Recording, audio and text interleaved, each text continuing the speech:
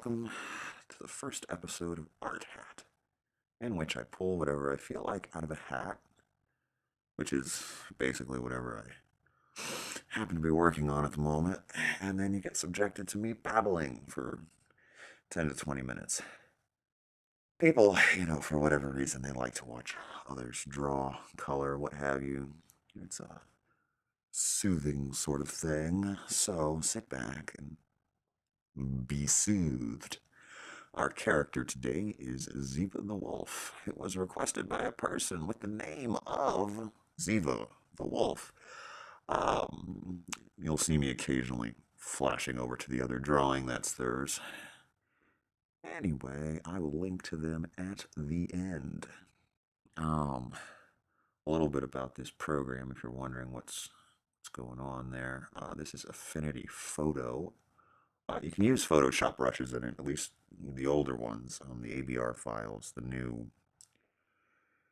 newer brushes have like a tool preset file that comes with it, and Affinity doesn't read those, at least not yet. But otherwise, it's at least from what I can tell, I haven't actually used Photoshop um, since CS2. Like that's what I had before I got Affinity Photo, and I got it because it has a oh that selection brush that you can use. That's how old CS2 was. They did not even have a selection brush. Um, so comparing this to like modern day Photoshop, I don't really know what the comparison is like whatsoever. I just got it because it was cheap and I didn't have to do a subscription. And my computer is unfortunately of the age where even if I wanted to do a subscription to Photoshop, Photoshop's like, "Psh, what are you using? We don't compute with that."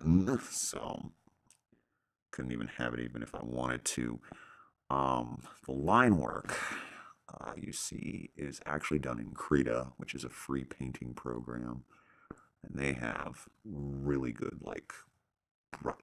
you can't really import brushes into Krita, which is a downside, but what they have in there is like really, really good, especially if you don't have a very steady hand. Um, it makes really smooth lines. Whatever kind of stabilization they have in there is just like really good. Um, anyway, for this entire thing, I'm mainly using two brushes. One is a watercolor simulation type brush. It kind of layers in the way you would expect watercolor to do, even if it's nothing like actually using the real thing. But it's kind of a misnomer anyway. The whole term digital painting or drawing, it's really its own medium. That's nothing like drawing with an actual pencil or painting with actual paint. Oh, if only because you can't erase ink. Anyway, so I use it's a watercolor type brush, and then the other one is a fur brush, which I'll have to dig up. I got it for free off DeviantArt. It's like a hair fur type thing. And since we're just babbling about what's going on, the trick to it, because the first time I ever used it, I was like, what the hell? How do you draw fur with this? Is you put it on a separate layer and then you erase parts of it, because it's stringy. You just kind of string it along and then you erase parts of it as you go. And then, like, fiddle with the opacity of different areas to give that shine effect. It works pretty quick, and you don't really have to know much about painting fur, which is good, because I don't. Okay, so kind of going back to that idea of, you put some stuff down and then you erase, and you put some more stuff down and then you erase. That's really like all digital coloring is. You put down some lines and then you put down some darker lines and then you put down some lighter lines, and you kind of try to think about where your shadows are coming from. In this, the lights kind of come in like, I guess the idea was kind of like sunlight, so it would be higher up, not directly over his head, but fairly much. You don't really have a whole lot of shadow quite yet. And then I just streaked in a bunch of fur here and there. And then here's me doing the little erasing back parts. Um, Yay. And then kind of leaving some like white. Um, Part of the original sketch is actually still there. I did the sketch on paper, did the lines in krita, and then kept part of the original like sketch scan still in there. And that's why it kind of looks textured um, when I erase. So anyway, um, so yeah, I'm gonna do some music now.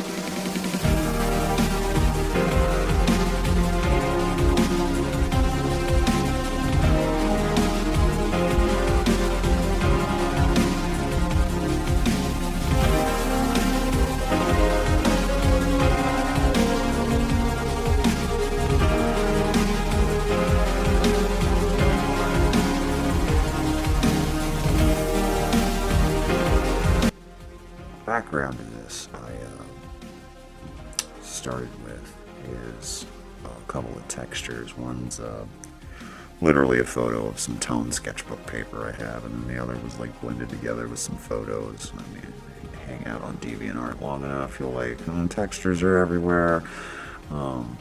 They really help a lot. So there's that kind of idea to give it that kind of more realistic sketch quality, so that also if you erase a bit or lower the opacity, you get a little bit of that paper feeling behind it. Um,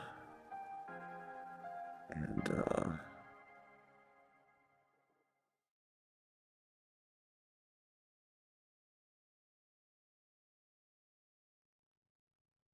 There's surprisingly little to say about coloring, in all honesty. You just kind of have to play around till things look good. It's like make this area darker and this area lighter. Um,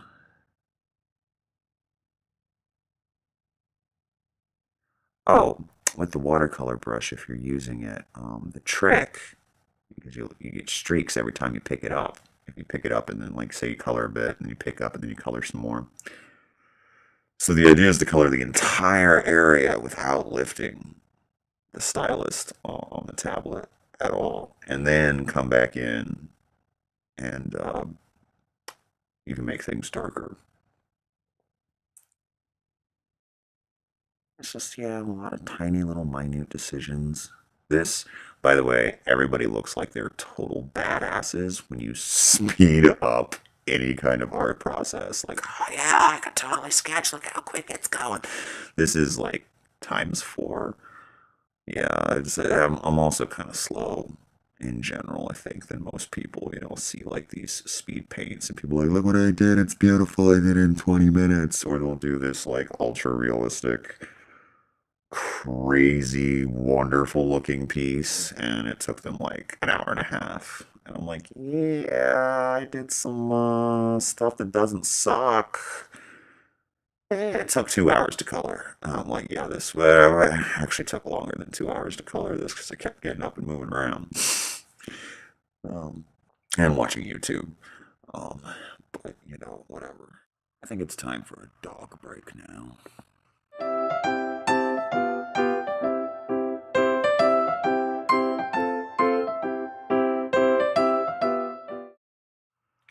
So I've skipped ahead to the shading part, and essentially I just made a layer and set it to multiply. Picked a cool color, in this case a purple, and set the opacity somewhat low so it would blend.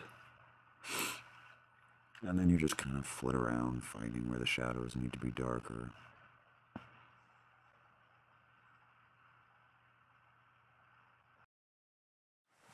Then for the highlights, and I actually totally stole this idea from another YouTuber. Um, Make a color dodge layer. Sometimes you use screen, very low opacity, and just kind of put in some highlights here and there. It's not as shimmery as my Man Crush Ross, but gets the trick done.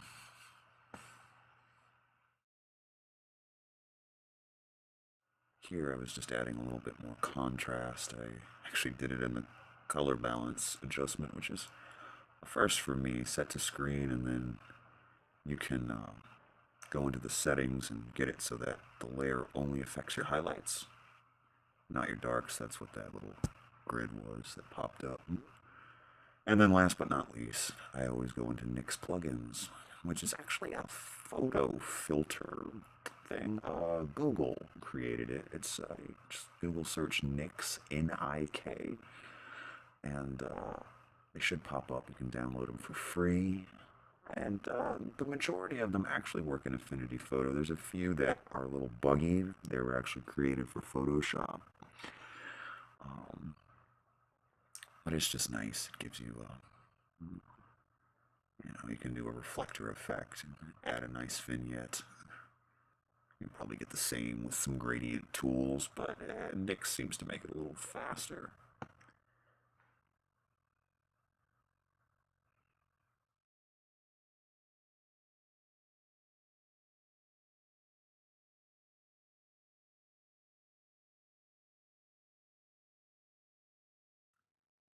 All right, and yeah, so it's the obligatory like, share, subscribe if you want to. If you totally hated this, I'm sorry. You can leave, you know, and never come back. Anyway, if you guys have any kind of like questions about anything you've seen on screen or art related or whatever, yeah, let me know in the comments. I like questions. I do stuffs. Okay, bye.